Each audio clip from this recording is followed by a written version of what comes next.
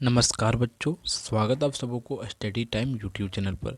बच्चों, इस वीडियो के माध्यम से कक्षा 7 क्लास का जो 14 चैप्टर है उष्मा हीट, इस अध्याय को जो समय आपको विस्तार पूर्वक बताने वाला हूं।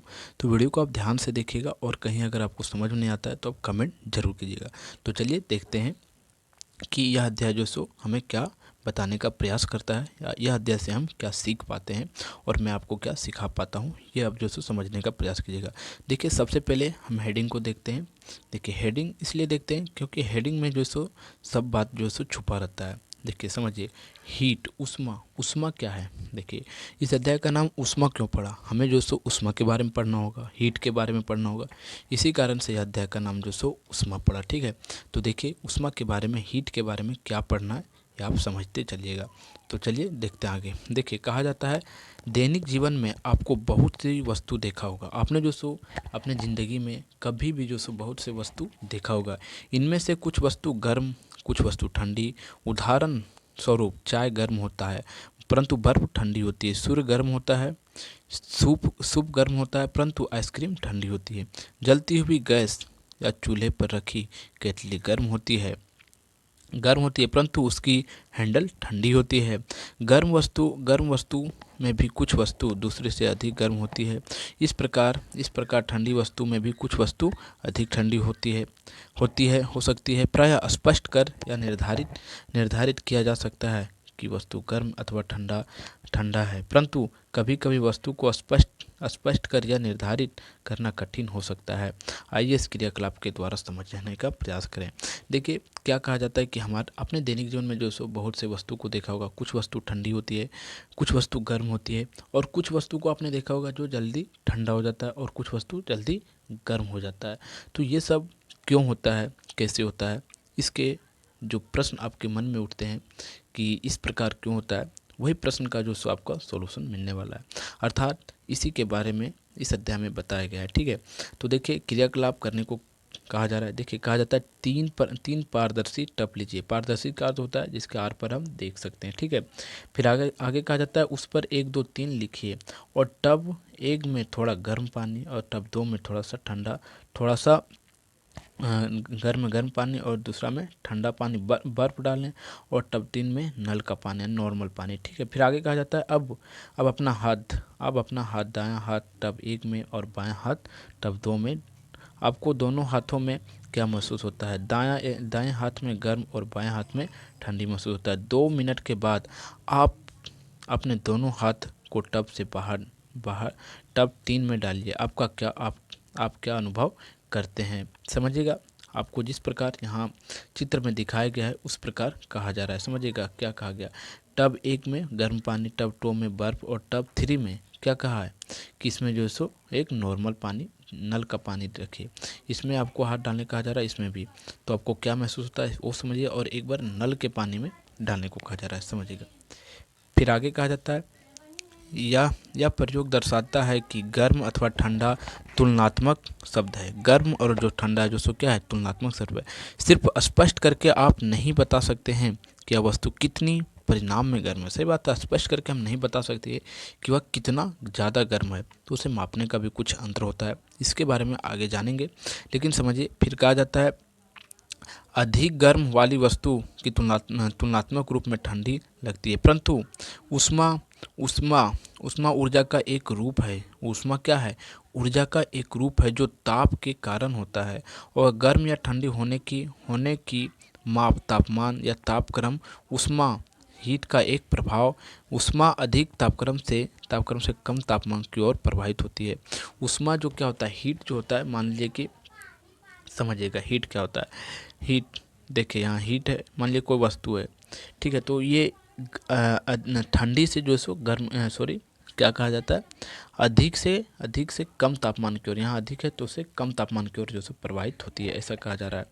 फिर आगे कहा जाता है, समझिए, कहा जाता है का उपयोग किया जाता है, और ताप मापी कई तरह से होते हैं, और आप ताप मापने का जो सो कई तरीका है। पहला कहा जाता है डॉक्टरी थर्मामीटर। एक डॉक्टरी थर्मामीटर होता है, उससे भी जो सो ताप मापा जाता है। फिर दूसरा प्रयोगशाला थर्मामीटर, और एक अधिकतम न्यूनतम थर्मामीटर होता है। ठीक है। और आप देख सकते हैं कि ये जो सो डॉक्टरी थर्मामीटर है और ये किस प्रकार होता है। जिस थर्मामीटर से बुखार लगने पर उसका तापक्रम मापते हैं उसे डॉक्टरी थर्मामीटर कहते हैं। इसमें एक लंबी बारीकी तथा समान व्यास की कांच की नली होती है। ठीक है, इसके बारे में आगे हम आपको दिखाएंगे कि किस प्रकार जो सो डॉक्टरी थर्मामीटर से बुखार को मापा जाता है। ठीक है, तो देखिए क्या होता है कि इसमें जो सो ये ताप को मापता है, ताप को मापती है। कहने का अर्थ ये बनता है जब हमें शरीर में बुखार आ जाता है, जब हम बीमार हो जाते हैं, बुखार से ग्रस्त हो जाते हैं, तब जो सो हमारा शरीर का तापमान हीट जो सो बढ़ जाता है। और हीट को मापने के लिए जो हमारा थर्मामीटर होता है डॉक्टर के पास बुखार मापने के लिए, उस थर्मामीटर का उपयोग किया जाता है। यानी कि हम अपने शरीर के तापमान को भी माप सकते हैं किससे, जो सो डॉक्टरी थर्मामीटर से। ठीक है, हमारा शरीर का भी कुछ तापमान होता है, ये मैं आपको जैसे आगे बताऊंगा वह तापमान कितना होता है और उससे अधिक हो जाने पर क्या होता है। ठीक है, कहा जाता है सिरे पर घुंटी होती है जिसे बल्ब कहते हैं। यानी कि थर्मामीटर का जो किस प्रकार बना हुआ है ये बताया गया है। और घुंटी में पारा भरा रहता है। ठीक है, देखिए यहाँ जो थर्मामीटर में पूरा तरह से पारा भरा होता है और यही जो सो पारा ऊपर की ओर आते जाता है और आपको एक जगह पर आके रुक जाता है, तो वह पता चल जाता है कि आपका जो सो शरीर का कितना टेम्परेचर है। ठीक है, इस प्रकार से बताया जाता है। ठीक है, फिर आगे देखिए कहा जाता है के ऊपर नली के पारे की चमकीली धार देखा जा सकता है और कांच की नली के ऊपर एक मापक अंकित किया जाता है जो 35 डिग्री सेल्सियस से 42 डिग्री सेल्सियस तक ताप को माप देता है। और थर्मामीटर को ध्यान से देखिए, इसमें एक विभंग दिखाई देता है और या पारे के तल को नीचे गिरने से रोकता है। ठीक है, और इसकी क्या आवश्यकता है आगे जानेंगे। ठीक है, देखिए हमारा शरीर का जो तापमान होता है, मैं अभी आपको बता देता हूँ वह कितना होता है। हमारा शरीर का तापमान जो 37.8 डिग्री सेल्सियस होता है। ठीक है, डिग्री सेल्सियस में बोले, और उसे अगर हम फ़ारेनहाइट में जाएं तो 98.8 समथिंग इस प्रकार से फ़ारेनहाइट में होता है। ठीक है, और अगर हमारा शरीर का तापमान जो 42 से अधिक हो जाए तो होता ही नहीं, यानी कि अगर हो जाता है तो वो व्यक्ति का जो है सो मृत्यु हो जाता है। फिर आगे कहा जाता है, समझिएगा, थर्मामीटर से तापमान ज्ञात करने की तरीका। पहले दो क्रमागत बड़े चिन्हों द्वारा निरूपित तापमान के बीच छोटे चिन्ह के नोट कीजिए और मान लीजिए कि 36 डिग्री सेल्सियस और 37 डिग्री सेल्सियस के बीच 10 भाग है, तब एक छोटे भाग को 1/10 डिग्री सेल्सियस 0.1 डिग्री सेल्सियस होता है और इस प्रकार से मापा जाता है। फिर आगे कहा जाता है थर्मामीटर को कैसे प्रयोग में लाएं। थर्मामीटर में पारा का उपयोग क्यों किया जाता है। ठीक है, समझिएगा कि थर्मामीटर में पारा का ही उपयोग क्यों किया जाता है। पारा एक तरल धातु होता है और तापमान बढ़ने से पारा का प्रास एक समान होता है। और फिर आगे कहा जाता है यह ऊष्मा का सुचालक होता है। क्या पारा जो ऊष्मा का सुचालक होता है। फिर आगे यह चमकदार और शीशों के बाहर से भी देखा जा सकता है। किसको, पारा को। यह शीशों से चिपकता नहीं है और इसका गुण है कि यह शीशा से चमकता नहीं है और ये पारा का गुण है। अगर पारा का गुण, यही गुणों के कारण से जो सो पारा का उपयोग जो सो टेम्परेचर मापने के लिए थर्मामीटर में उपयोग किया जाता है। फिर आगे देखिए कहा जाता है क्रियाकलाप 2, एक डॉक्टरी थर्मामीटर लीजिए। इससे आपका और आपके दो साथियों का तापमान मापकर लिखिए। ठीक है, और डॉक्टरी थर्मामीटर से केवल मानव शरीर का तापमान मापा जा सकता है। अन्य वस्तुओं का तापमान मापने के लिए प्रयोगशाला थर्मामीटर होता है। कहने का अर्थ ये बनता है कि जो डॉक्टरी थर्मामीटर होता है उससे जो सो मनुष्य के शरीर का ही तापमान मापा जा सकता है, अन्यथा उससे जो सो और किसी वस्तु का जो सो आप तापमान नहीं माप सकते हैं। अगर आपको किसी अन्य वस्तु का तापमान मापना है तो उसके लिए प्रयोगशाला थर्मामीटर होता है, आप उससे माप सकते हैं। ठीक है, फिर आगे कहा जाता है यह भी डॉक्टरी थर्मामीटर की तरह दिखता है। और आगे कहा जाता है पर इसमें इसमें किन या विभंग नहीं होता है और इसका परिसर 10 डिग्री सेल्सियस से 110 डिग्री सेल्सियस तक होता है। किसका? जो प्रयोगशाला थर्मामीटर होता है। फिर आगे कहा जाता है डॉक्टरी थर्मामीटर की तरह तरह की इसका पाठ्यन लिया जा सकता है। इसे प्रयोग करने के लिए विभिन्न विधि क्रियाकलाप द्वारा समझ सकते हैं कि किस प्रकार जो सो प्रयोगशाला थर्मामीटर को यूज में लिया जाता है या कैसे उससे किया जाता है। देखिए कहा जाता है किसी बीकर या शीशों के गिलास को पानी में आधा भर दीजिए। फिर आगे कहा जाता है नली हैंडपंप कुआं कहीं से भी ले सकते हैं पानी को, और इस पानी में प्रयोगशाला तापमापी घुंटी डुबाइए और एक में बर्तन की तली अथवा दीवारों को स्पष्ट नहीं करना चाहिए और पारा तापमापी में चढ़ने लगती है। जब पारे का तल एकदम स्थिर हो जाए तो पाठ्यांक लिखिए और यही जल का तापमान होती है और पारा का जो सो इस प्रकार जो सो प्रयोगशाला थर्मामीटर का उपयोग किया जाता है। आप देख सकते हैं। फिर आगे कहा जाता है प्रयोगशाला थर्मामीटर द्वारा जल का तापमान जो सो मापना। उपयुक्त प्रयोग द्वारा दूसरे द्रव गर्म या ठंडा के साथ भी कर सकते हैं। जैसे कि थर्मामीटर को पानी से बाहर निकालेंगे पारा नीचे गिरने लगता है। किंग नहीं होने के कारण या नीचे गिरता चला जाता है। अंततः द्रव या पानी के अंदर रखे तापमान नोट कीजिए। कहने का अर्थ ये बनता है कि जो प्रयोगशाला थर्मामीटर होता है जब तक उसे हीट वाले पानी में रखें, ठीक है, गर्म पानी में रखें, तब तक कि जो सुबह उसका जो सो पारा आपको ऊपर दिखाई देगा। लेकिन जैसे आप उसको बाहर निकालते हैं तो तुरंत उसका पारा गिर जाता है नीचे, मतलब जिस स्थिति में पहले था उस स्थिति में आ जाता है।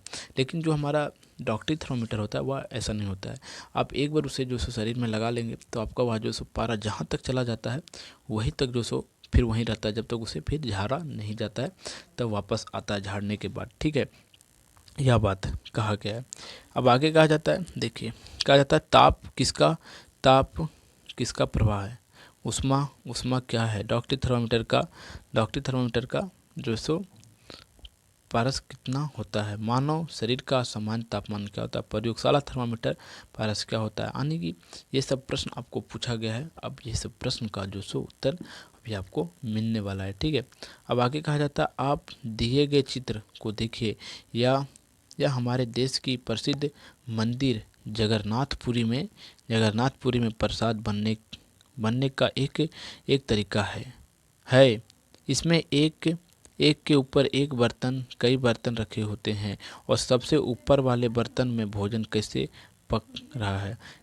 इसका अर्थ है कि ऊष्मा नीचे से ऊपर तथा पहुंचती है, अर्थात ऊष्मा का संचार होता है। ऊष्मा का एक स्थान से दूसरे स्थान तक गति करना अथवा स्थानांतरित होना ऊष्मा का संचार कहलाता है। ऊष्मा संचार की 3 विधियां होती है। इसे समझने के लिए एक क्रियाकलाप कीजिए। देखिए आपने जगन्नाथपुरी अगर गए होंगे तो आप वहाँ जानते होंगे कि यहाँ इस प्रकार जो सो हांडियाँ चढ़ाई जाती है और सबसे पहले वहाँ जो सो भोजन बनता है तो सबसे ऊपर वाले में बनता है। तो कैसे बनता है इसी के बारे में समझना है, क्योंकि हीट का जो सो ट्रांसफ़र होता है और हीट का ट्रांसफ़र होने के कारण से सबसे पहले ऊपर वाले में भोजन जल्दी पकता है, ठीक है।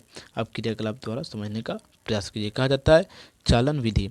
आप अपने जन्मदिन पर अपनी कक्षा के बच्चों को चॉकलेट बांटना चाहते हैं। आप इसे कई तरीके से कर सकते हैं, परंतु सबसे अच्छा तरीका यह है कि आप एक चॉकलेट लेते जाएं और आगे के साथी को बढ़ाते जाएं। चॉकलेट बांटने की इस विधि से बिना किसी परेशानी के सभी साथियों तक चॉकलेट पहुंच सकता है। सही बात है। कहने का अर्थ ये बनता है कि आप यहाँ बेंच पर बैठे हुए हैं स्कूल में, ठीक है, और आपका बर्थडे है और आप चॉकलेट जो सो बांटना चाहते हैं। तो मान लीजिए एक साथी यहाँ है, एक साथी यहाँ है, तो आप खड़ा होकर नहीं बांटना चाहते हैं, आप यहाँ है, ठीक है, और आप बताते जा रहे हैं कि तुम इसको टॉफ़ी दो, दूसरा इसको टॉफ़ी दो, तीसरा इसको दो।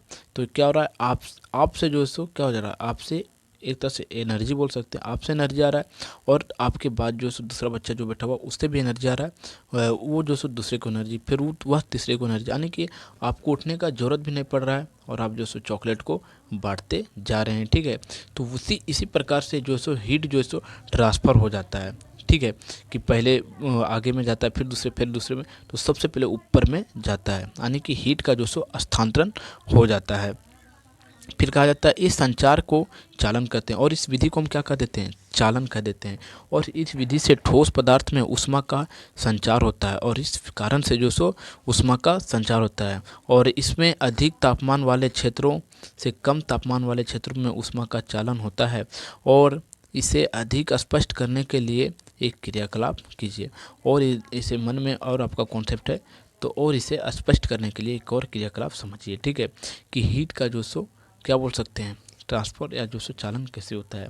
देखिए क्या कहा जाता है, स्वेटर बुनने वाली सिलाई या लोहे की एक पतली छड़ लीजिए। ठीक है, फिर आगे कहा जाता है मोम की सहायता से इसमें चित्र अनुसार बराबर बराबर दूरी पर पेपर पिन लगा दीजिए, और एक स्टैंड में सिलाई का लगा दीजिए। फिर आगे आ जाता है अब सिलाई के एक सिरे को मोमबत्ती जलाने के गर्म करना शुरू कीजिए और निरीक्षित कीजिए क्या आप क्या क्या हो रहा है। देखिए कहा जाता है किसी धातु की पट्टी में ऊष्मा के स्थानांतरण का अध्ययन। ठीक है, कहने का अर्थ ये बनता है कि देखिए यहाँ जो सो कैंडल को जलाया जा रहा है, और कहने का अर्थ ये बनता है ये लोहे की रोड है। ठीक है, तो हम ऊष्मा यहाँ दे रहे हैं, तो मोम यहाँ लगा हुआ है, तो मोम ऐसे यहाँ से कैसे पिघल के गिरता है, ये समझिएगा। क्योंकि हीट का क्या हो रहा है, स्थानांतरण हो रहा है, यानी कि एक स्थान से दूसरे स्थान तक हीट जो है सो गर्म से ठंडी की ओर जाने चाहता है। ये अभी मैंने हीट का आपका जो सो गुण बताया था, तो यहाँ गर्म है, ये ठंडी की ओर प्रवाहित होना चाहता है। तो इसी कारण से जो हीट जो सो गर्म से ठंडा की ओर जाना चाह रहा है, इस कारण से मोम लगा हुआ पिघलते जा रहा है। अब समझिएगा, कहा जाता है निष्कर्षण। देखिए ज्वालक के नज़दीक वाले सिरा पहले गर्म होता है, सही बात है, पहले गर्म होता है, इसलिए इसके नज़दीक वाला पिन पिन पिन पहले गिर जाता है। अर्थात यह प्रक्रम जिसमें ऊष्मा किसी वस्तु से गर्म क्षेत्र से ठंडी क्षेत्र की ओर स्थानांतरित होती है, चालन कहलाती है। और ये अब ध्यान में रखिएगा, देखिए यहाँ से, ठीक है, आपको मैं हेडलाइन कर देता हूँ, समझिए। कहा जाता है वह प्रक्रम जिसमें ऊष्मा किसी वस्तु के गर्म क्षेत्र से, किस क्षेत्र से, हीट से, गर्म क्षेत्र से ठंडी क्षेत्र की ओर प्रवाहित होता, स्थानांतरण होता है, उसे हम चालन कह देते हैं। ठीक है, फिर आगे कहा जाता है चालन की आवश्यक शर्त क्या है। कहा जाता है एक वस्तु से दूसरी वस्तु में चालन द्वारा ऊष्मा के प्रभाव के शर्त। देखिए यानी कि चालन जो है सो एक वस्तु से दूसरे वस्तु तक कैसे हो सकता है ऊष्मा का, उसका क्या क्या कंडीशन, क्या क्या शर्तें हो सकता है, ये समझिएगा। देखिए कहा जाता है दो वस्तु संपर्क में हो, सही बात है, दो वस्तु संपर्क में हो, यानी कि देखिए ये रोड है, ठीक है, और यहाँ जो सो कैंडल को जलाया जा रहा है, तो एक दूसरे के संपर्क में है तभी तो ये जो सो हीट का ट्रांसफ़र हो रहा है, नहीं तो कैसे होता। और संपर्क में ये रोड भी जो है सो आगे से जुड़ा हुआ है, इस कारण से हीट जो है सो यहाँ से यहाँ की ओर आ रहा है, यही बात है। ठीक है, पहला हो गया। फिर दूसरा कहा जाता है दोनों का तापमान अलग अलग हो, सही बात है, अगर यहाँ 5 डिग्री सेल्सियस है तो यहाँ जो सो 1 डिग्री सेल्सियस है। कहने का अर्थ ये बनता है, अभी जो मैंने अभी आपको रोड दिखाया उस तरह, तो 5 से 1 की ओर जाने का प्रयास करेगा। फिर आगे कहा जाता है अगर दोनों संपर्कीय वस्तु का तापमान एक हो तो ऊष्मा का चालन नहीं होगा, और जब संपर्की वस्तु का तापमान अलग अलग हो तो ऊष्मा का चालन तब तक होता है जब तक तापमान बराबर ना हो जाए। ठीक है, जब तक तापमान बराबर ना हो जाए। अब कहा जाता है अब बताइए एक वस्तु का तापमान 24 डिग्री सेल्सियस है और दूसरे का तापमान 36 डिग्री सेल्सियस है, दोनों एक दूसरे से जुड़ा हुआ है, क्या ऊष्मा का प्रभाव होगा? अगर नहीं होगा तो क्यों? अगर हाँ तो उसकी दिशा क्या होगा या प्रभाव कब होगा? देखिए जिधर जो तापमान अधिक है वो जो सो कम की ओर जाएगा। ठीक है, यानी कि 36 डिग्री से 24 डिग्री की ओर जाएगा, ये आपको ध्यान में रखना है। फिर आगे कहा जाता है ऊष्मा की चालक तथा कुचालक वस्तु। देखिए दो प्रकार की वस्तु होती है, मैं अभी आपको बता देता हूँ, एक चालक वस्तु होती है और एक कुचालक। कुचालक जो ऊष्मा को एक स्थान से दूसरे स्थान तक नहीं जाने देता है, और कुचालक एक होता है चालक और कुचालक। कुचालक जो ऊष्मा को एक स्थान से दूसरे स्थान तक नहीं जाने देती है, और सुचालक जो एक स्थान से दूसरे स्थान तक जाने देती है। एक होता है गुड कंडक्टर और एक नॉन गुड कंडक्टर। ठीक है, समझिएगा, मैं भी आपको आगे स्पष्ट रूप से बताने का प्रयास करते जा रहा हूँ। देखिए, कहा जाता है कुछ वस्तु ऊष्मा की अच्छे चालक होते हैं, जिन्हें ऊष्माकाम सुचालक कहते हैं। कहा जाता है जैसे लोहा, तांबा, एल्युमिनियम और चांदी ऊष्मा का सर्वश्रेष्ठ चालक है। जिस पदार्थ से होकर, देखिए ये बात को आपको यहाँ से यहाँ तक जैसे हेडलाइन कर लेना है। ठीक है, कि कौन सुचालक होता है और कौन कुचालक होता है। ठीक है, अब फिर आगे देखिए, कहा जाता है जिस पदार्थ से होकर ऊष्मा का संचालन नहीं होता है उसे हम ऊष्मा का कुचालक कहते हैं। ठीक है, जिसमें इसमें आ जाता है, क्या क्या आ जाता है, जैसे कि प्लास्टिक, ठीक है, लकड़ी, कागज, सूती कपड़ा आदि ऊष्मा के कुचालक होता है। हवा और पानी जो है सो ऊष्मा का कुचालक होता है। हवा और पानी ऊष्मा का कुचालक होता है। आइए अब देखते हैं कि पानी तथा अन्य द्रव तथा वायु में ऊष्मा का संचलन कैसे होता है। इसे समझने के लिए एक क्रियाकलाप कीजिएगा। देखिए, पहले समझिए कि सुचालक और कुचालक क्या होता है। देखिए, सुचालक समझिए, मान लीजिए कि आपके पास एक रोड है, ठीक है, लोहे का रोड है, और आप यहाँ गर्म करते हैं इसे, तो क्या हो रहा है कि यह सुचालक क्या होता है ये समझिएगा। तो ये गर्म हो जा रहा है, और गर्म होकर ऐसा बात नहीं है कि यह गर्म जो सो सिर्फ यहीं हो रहा है। अगर आप यहाँ भी पकड़े होते तो आपका हाथ जो सो या जलने लगता है।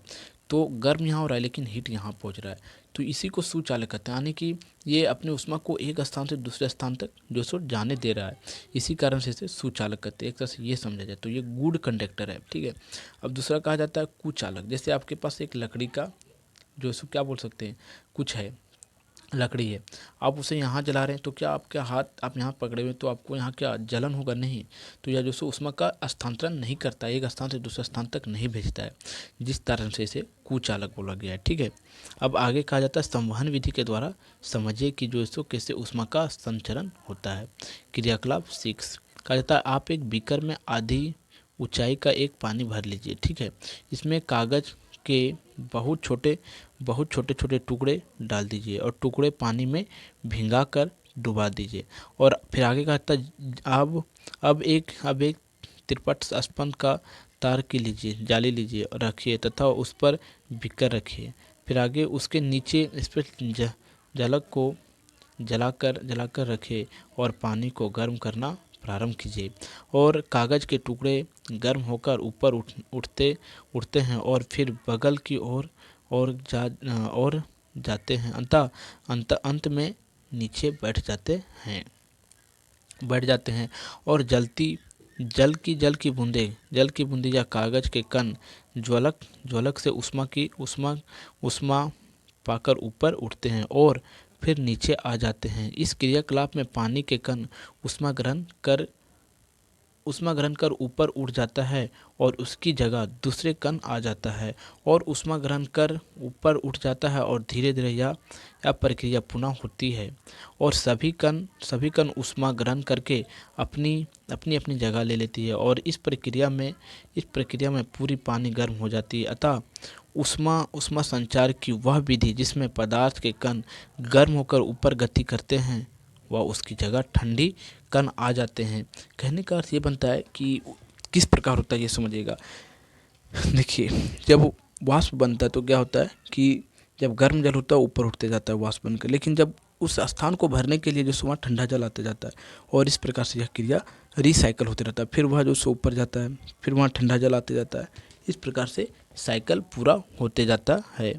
कहा जाता है ठंडे कण आ जाते हैं और संवहन कहलाती है, और यह विधि जो सो संवहन कहलाती है। फिर आगे कहा जाता है वायु में सभी ऊष्मा का स्थानांतरण इसी विधि से होता है। ऊष्मा स्रोतों के पास कि वह वायु गर्म होकर ऊपर उठती जाती है और इस प्रकार वायु भी गर्म हो जाती है, और यह प्रक्रिया चलती रहती है। और एक क्रियाकलाप द्वारा इसे देखिए। ठीक है, कहा जाता है आप एक मोमबत्ती जलाइए, एक हाथ को ज्वाला के ऊपर रखिए और दूसरे हाथ को मोमबत्ती के बगल में क्या आपको दोनों हाथ में समान गर्मी लग रही है? समझिएगा, किसके हाथ, एक हाथ आपको ज्वाला के ऊपर रखना है और एक हाथ बगल में रखना है। ठीक है। अब कहा जाता है निष्कर्षण, संवहन के द्वारा वायु गर्म होती होती है और ऊपर की ओर सही बात, वायु ऊपर की ओर उड़ती है, इसलिए ज्वाला के ऊपर वाला हाथ गर्म महसूस होता है, सही बात, लेकिन बगल वाला नहीं होता है। देखिए समझिए, कहीं जैसे आग जल रहा है, ठीक है, तो आप देखेंगे जो जैसे यहाँ आग जल रहा है, ठीक है, इस प्रकार से यहाँ वायु है तो यह गर्म होकर ऊपर उठना चाहता है। अगर आपका हाथ यहाँ है तो क्या होगा, यहाँ महसूस होगा गर्मी का, ये बात होता है। फिर आगे कहा जाता है संवहन का व्यवहारिक अनुभव, समुद्री समुद्री तट के क्षेत्रों के लोग लोग खिड़कियों के लोग खिड़कियों समुद्र की ओर देखते हैं। दिन के समय स्थल जल की अपेक्षा ज़्यादा गर्मी होती है, सही बात है। दिन के समय जो सो जल ज़्यादा गर्मी होती है और जल ऊष्मा का अच्छा चालक नहीं है, सही बात है, अच्छा चालक नहीं है। और स्थान के ऊपर की ओर हवा गर्म होकर ऊपर उठती है तथा इसका स्थान लेने के लिए समुद्र में ठंडी हवा स्थान की ओर बहती है और चक्र को पुनः पूरा करने के लिए स्थल को गर्म हवा और समुद्र की ओर चलती जाती है और समुद्र की ओर से आने वाली हवा का समुद्री समीर कहते हैं। फिर आगे कहा जाता है रात्रि में यह परिक्रम उल्टी हो जाती है, सही बात है। और रात्रि में क्या होता है, उल्टी हो जाती है। समुद्र की जल स्थल की अपेक्षा धीमी गति से ठंडी होती है, इसलिए जल की ओर से ठंडी हवा समुद्र की ओर बहती है, क्योंकि समुद्र की हवा गर्म हवा ऊपर उठती है और यह थल समीर कहलाती है, या थल समीर व जल समीर कहलाती है। आप चित्र में देख के समझ सकते हैं कि किस प्रकार बताया जा रहा है, ठीक है। अब आगे देखते हैं। फिर देखिए कहा जा रहा है विकिरण विधि, कहा जाता है जब हम धूप में खड़े होते हैं तो हमें गर्मी लगती है। आजकल सोलर कुकर भी मिलते हैं जिसमें सूर्य की गर्मी से भोजन पकता है। आखिर सूर्य से पृथ्वी तक ऊष्मा कैसे पहुंचती है। सूर्य और पृथ्वी के अधिकांश स्थान में तो वायु भी नहीं है। चालन अथवा संवहन के द्वारा ऊष्मा संचरण में किस माध्यम से आवश्यकता होती है, जिसमें बिना किसी भी पदार्थ की उपस्थिति के ही ऊष्मा का संचरण होता है। परंतु ऊष्मा के संचरण की वह विधि जिसमें संचार के लिए माध्यम आवश्यकता